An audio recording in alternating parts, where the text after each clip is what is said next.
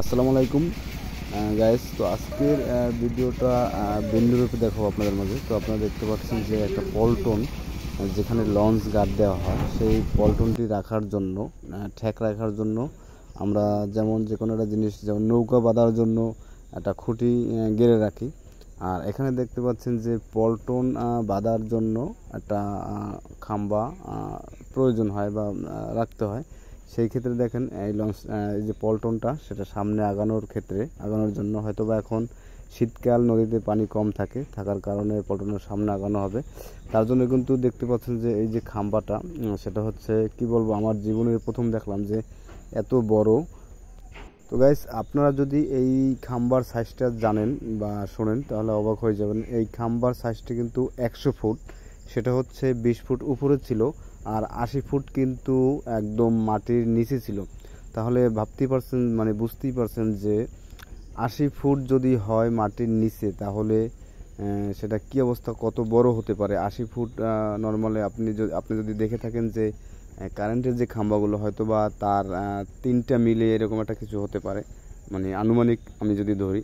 তো যাই হোক, এই শীতকালে কিন্তু লঞ্চঘাট, যে এই বরিশাল যে নলছিটি লঞ্চঘাটের সুগন্ধা নদীতে, যে নলছিটি লঞ্চঘাটের সুগন্ধা নদী, এই পল্টনটি পানি কম থাকার কারণে কিন্তু সামনে আগানোর চেষ্টা। আর এই খাম্বাটি তুলতেছে তারা। আর খাম্বাটার যে অবস্থা, যে পরিমাপ, যে দেখেন যে কত বিশাল একটা খাম্বা, আমি দেখিনি, হয়তো বা ছোটোবেলায় এটা গেড়েছিল, আজকে দেখলাম। যে ভাবতেও পারিনি যে এত বড় 100 ফুট একটা খাম্বা, সেটা কিন্তু 80 ফুট ছিল মাটির নিচে।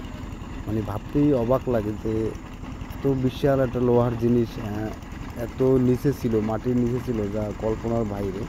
তো অবশ্যই ভিডিওটি ভালো লাগলে লাইক কমেন্ট করবেন। এবং আমি কিন্তু এই চ্যানেলে নদীর যে কোনো বিষয়, জাহাজ, লঞ্চের সৌন্দর্য ভিডিও আপনাদের মাঝে তুলে ধরার চেষ্টা করি।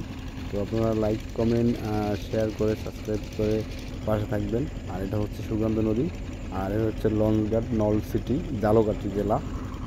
এইখানে ঢাকা এসে গার্ড দেয় লঞ্চ। আর ঝালকাঠি হচ্ছে শেষ সীমানা, সেখানে গার্ডে থাকে, বিরানো থাকে, সেইখান থেকে এইখানে গার্ড দেয়। এখান থেকে বরিশালে গার্ড দেওয়ার পরে কিন্তু চাঁদপুর, তারপরে একদম ঢাকার উদ্দেশ্যে তারা চলে যায়। শেষ ঠিকানা হচ্ছে এই লঞ্চের ঢাকা। তো ঢাকা টু ঝালকাঠির যে লঞ্চ, যারা যাতায়াত করতে চান, আসলে এখানে যে সার্ভিসগুলো খুবই ভালো। এখানে 2টা লঞ্চ অহরহ চলে, সেটা হচ্ছে সুন্দরবন 12, ফারহান 7। যাই হোক, আজকের ভিডিওটা আসলে খুবই একটা মজার, যে এত বড় খাম্বা মাটির নিচে ছিল, সেটা আমি আজকে দেখে অবাক হয়ে গেলাম। তো চিন্তা করলাম আপনাদের মাঝে ভিডিওটা তুলে ধরি। যাই হোক, ভিডিওটা শেয়ার করে অন্যকে দেখার সুযোগ করে দেবেন। অসংখ্য